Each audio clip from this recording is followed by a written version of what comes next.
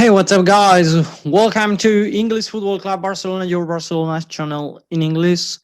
Well, yesterday we have a match, and how happy I say that. No, even though, well, we will see now what happened. But before starting today, well, let me first remind you that down there is a red button that you can hit to subscribe, and like this, you will not miss any of our daily videos talking about Barcelona, Barcelona's news, etc. Or, for example, as today, about what's going to happen. But first, let me tell you something before starting. There is a book I really like, and it's called Chronicle of a Death Foretold. And the author is Gabriel Garcia Marquez. Actually, the original is in Spanish. I read it, and it's a wonderful book. If you like reading, I really recommend it. I highly recommended it. And the first chapter, the first line says, on the day they were going to kill him, Santiago Nazar, blah, blah, blah. I'm not going to tell you.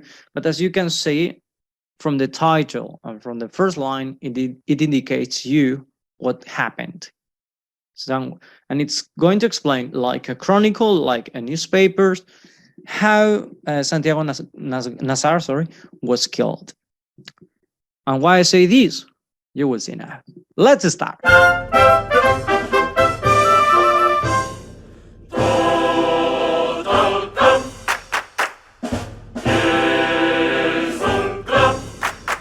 Well, I'm sorry, the introduction was a bit long today, but you will see now why. Yesterday we played against Rayo Vallecano in Madrid. Actually, Rayo Vallecano is a team in Madrid. It's recently promoted from second division to first division. Normally, this team is always like that, goes up, down. It depends on the year, and it's a special field because when I was living in Madrid for 2 years, I was living next to this stadium, and I passed around there, or I passed by there many times. And it's a stadium that actually is not that big. It's one of the small stadiums in La Liga and in both leagues. But it's the fans.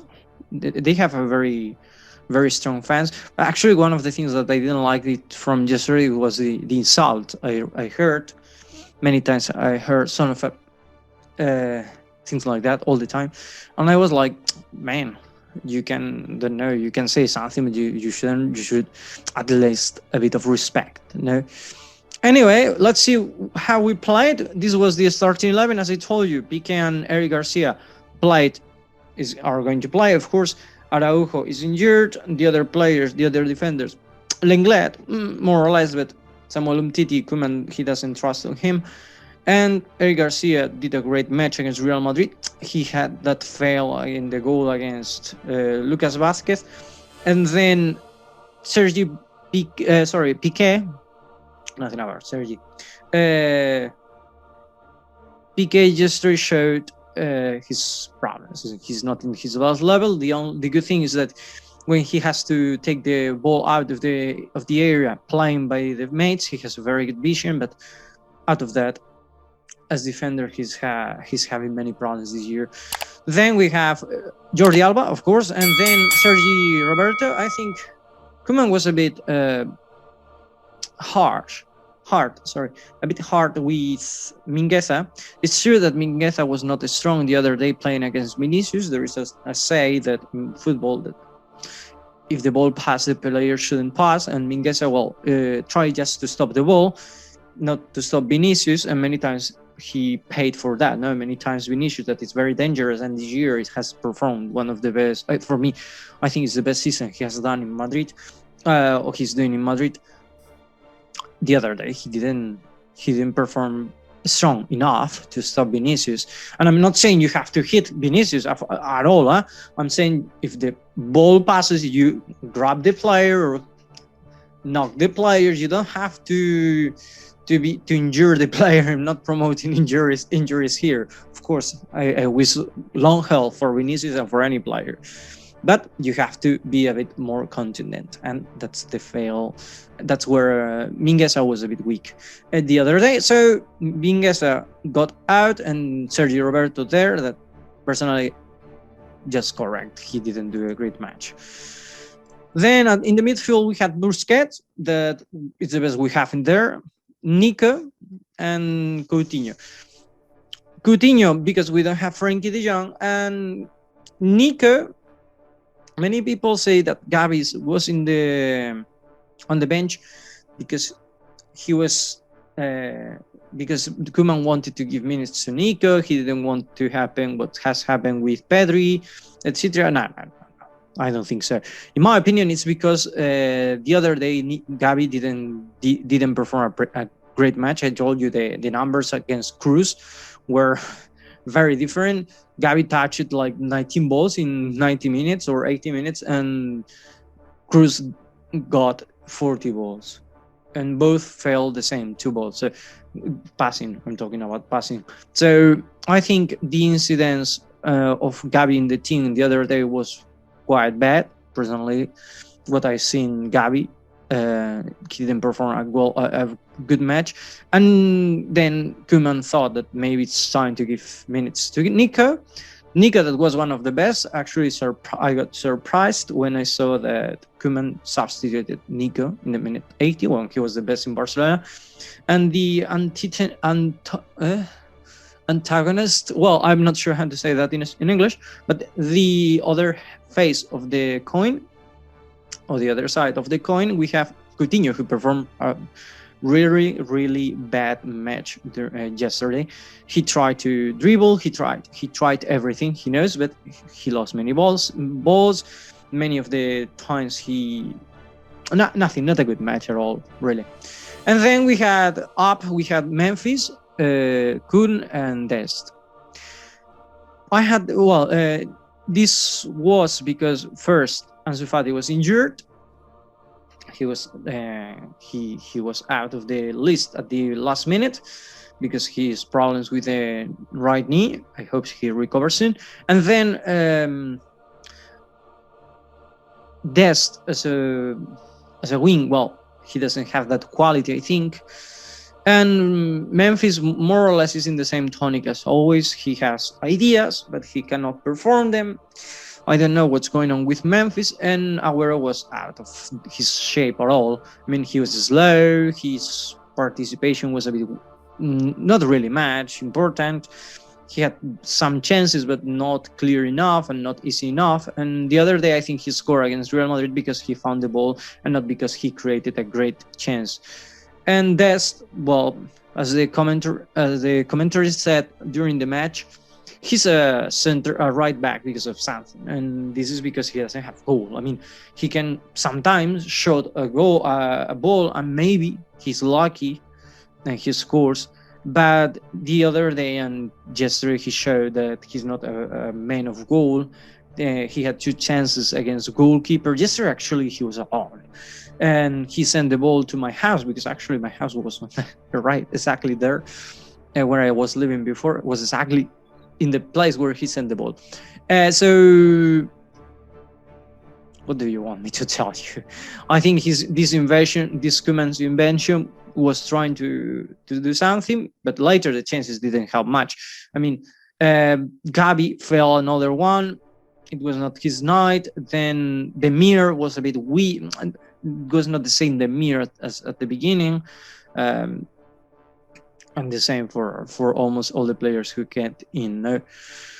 Well, even though the Koeman said they were playing 4-3-3, the actual team was this 4-5-1. I mean, you cannot. You can say whatever you want, but that was the real formation. You can put Demir, Memphis, and Dest a bit up or down, but they were going up and down all the time. Actually, when Rayo Vallecano attacked, Dest used to go back, and they were then 5-4-1. So, as a system, very, very changing too much during the match. And actually, we had another problem, is that the Rayo Vallecano was playing with a 4-5-1 too. In a small field, in a small pitch. That's a problem, because there are so many players in the midfield that you cannot generate spaces. And if you don't play with a 4-3-3, that the wings can open the field, so you don't have chances. Anyway, this is the image. Well, this is the image of the match. Okay, how we were too, because I was exactly the same. Like, oh my god, please. Minute 25 in a counter attack, Falcao dribble Piqué. Shot. Well, Falcao, I think it stole the ball. If I'm not wrong, stole the ball from Busquets. Busquets was not his day too. He lost many balls, but it's not his fault too, because he was a bit alone, I think. He fell. Well, he stole the ball, dribble Piqué, and then shot, hit the post and goal. And that was all, because 5 minutes later, Memphis, with a great movement, he was able to cross the ball into the area, and Dest, as I told you, found the ball, and maybe he thought it was his goal and sent the ball to try to reflect it the ball, because I don't know what he tried really. It was easier to score than to fail it. And then finished the first half that we couldn't control at the beginning, and later when we had our chances we didn't take them. The second half was a bit better. Sergio Roberto was substituted, and then Demir went up. Des came to the right back, etc. These changes, and Memphis Depay got a penalty that people say, he touches. It doesn't. Sometimes it's not the intention, because when you do when there is a hand, sometimes it's not the intention to put the hand there, but casualty. So the ball touches the. This was not a hand, okay, a handball. But I'm talking about sometimes that the referee say it's handball penalty, and then you say, but he didn't have the intention. Yeah, many times you don't have the intention, because you are, as a player, you are trying to get the ball, not the player. But and in this case, actually, it was something casual. The player tried to cross Memphis by the back, touch by mistake his boot, cross the feet or cross the foot, and the pie fell. That's a clear penalty, even if you don't try it. No? Memphis failed the penalty. The shot was not really good, and after that, the goalkeeper Rayo's goalkeeper had an injury. The pie hit him when the goal reflected the ball.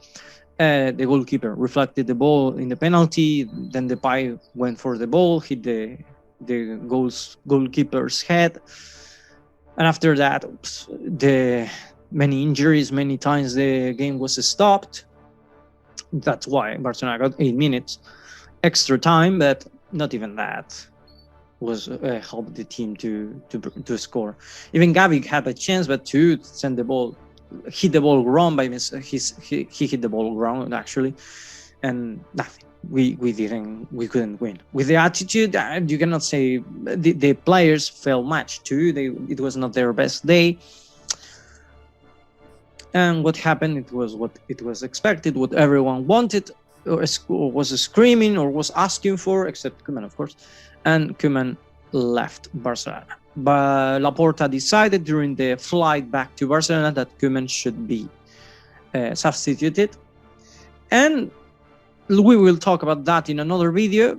In this moment, I read that the coach is going to be Xavi. Xavi said yes to Barcelona yet. Xavi has said yes, sorry. But in this moment, we need a coach in the middle, because today they have to train actually in a few hours. So in 6 hours, 5 hours, more or less. So the options are Sergi Barjuan, who is the Barcelona's big goalkeeper, coach, Barcelona's big coach, or Albert Capellas, who was the under 21 national team coach or manager of Denmark. I'm not sure. Anyway, a name that sounded from Laporta when he was changing some of the places in the institution. So, well, we will see what happens, but in this moment, the preferred option, and I don't think it's just for Laporta, if not for everyone, it's Xavi, who has done great matches with Al Sadd. So we will see. Anyway, guys, we will talk about Koeman's destitution later in another video. In this moment, that's all what I wanted to tell you for this moment. So we will see what happens. I hope you enjoyed the video and have a nice day.